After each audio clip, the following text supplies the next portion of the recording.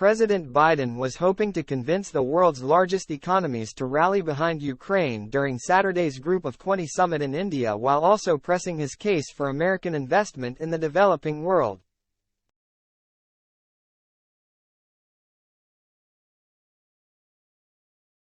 The absence of his two chief global rivals, Chinese leader Xi Jinping and Russian President Vladimir Putin, provides opportunities for Biden to make a more affirmative case at the summit, White House officials said as the gathering was getting underway in New Delhi.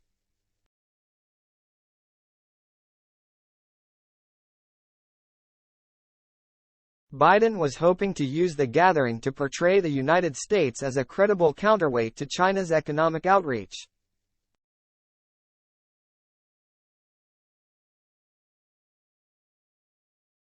He was expected to announce new plans with partner nations in Europe, the Middle East and Asia to construct a transit corridor connecting the regions, a major challenge to Beijing's own efforts at expanding global trade.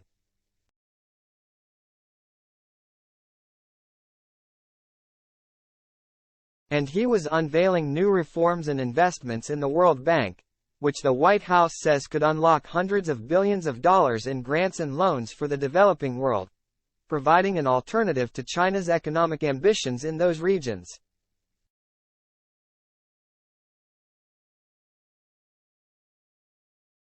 Still, the divisions within the grouping were apparent as the gathering was getting underway.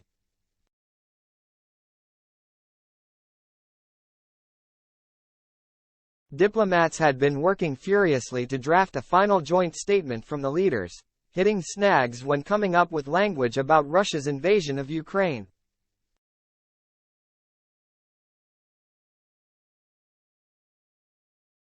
Russia, as a member of the G20, would have to agree on any consensus statement.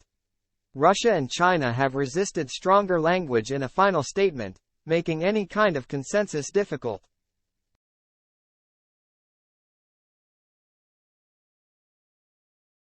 Officials have arrived at compromise language about the war in Ukraine, according to a source familiar with the talks, but it remained to be seen whether world leaders will eventually sign off on the draft, and negotiations were expected to continue as the summit proceeds.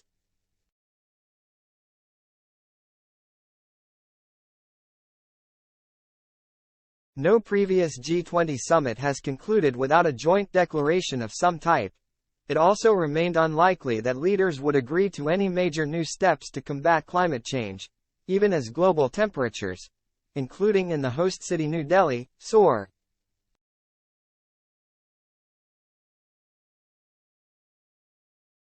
Biden was welcomed by the summit's host, Indian Prime Minister Narendra Modi, with a smile and a warm handshake.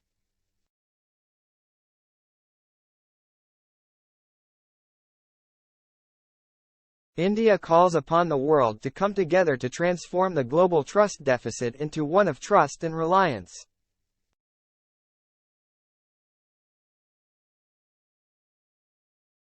This is the time for all of us to move together, Modi said as the gathering got underway.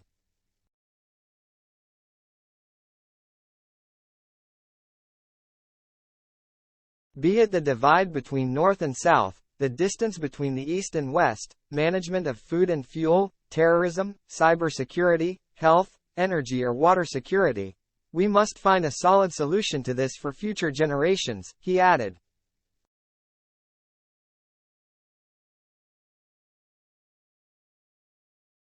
It was a message of unity at a markedly fractured moment for the grouping. While Biden has enjoyed ample success at other summits convincing fellow leaders to step up their military support for Ukraine and tighten their punishment of Russia, many nations, particularly in the global south, haven't been as convinced.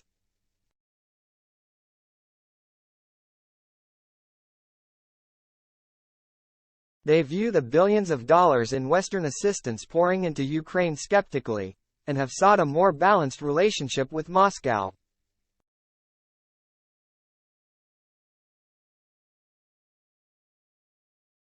Biden's aides say the president welcomes the opportunity to continue making the case for Ukraine, including to audiences that aren't necessarily on the same page.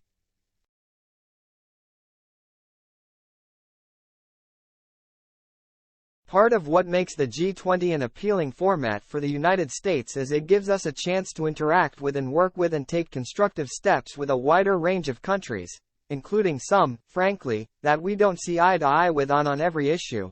U.S. Deputy National Security Advisor John Feiner told reporters on Saturday.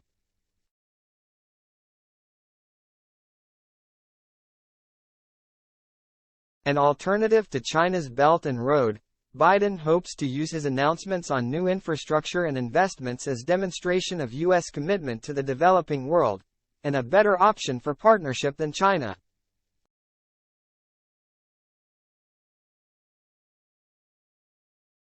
Chinese President Xi Jinping, also General Secretary of the Communist Party of China CPC Central Committee and Chairman of the Central Military Commission, delivers a speech at a Spring Festival reception at the Great Hall of the People in Beijing, capital of China, Jan.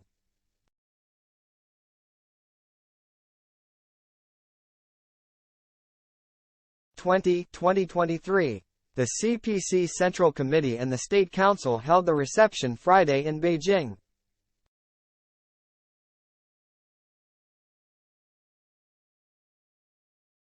Photo by Li Dao, Xinhua via Getty Images.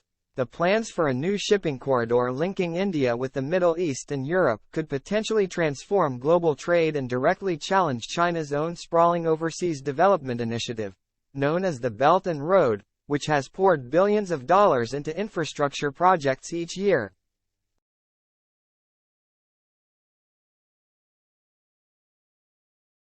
Biden, along with the leaders of India, Saudi Arabia, the United Arab Emirates and the European Union, planned to sign a memorandum of understanding laying out the new project on Saturday.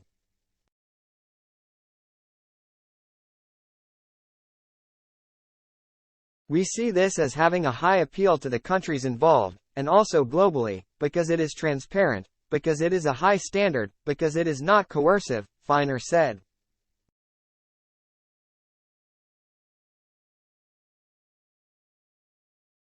The plans could pose a challenge to China's Belt and Road Initiative, which the U.S. says uses coercive lending practices for infrastructure projects in developing countries, an accusation Beijing has repeatedly denied.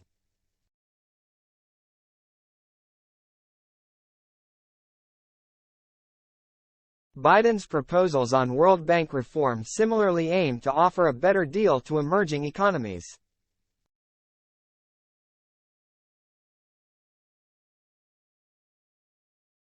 Without Xi attending, Biden will have the implicit opportunity to demonstrate sustained American commitment while questioning China's.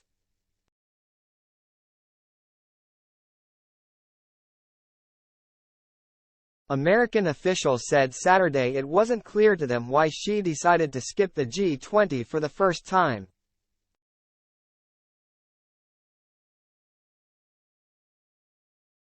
I'm not sure we have a clear answer to that question, but really it's incumbent upon the Chinese government to explain why a leader would or would not participate, Feiner said.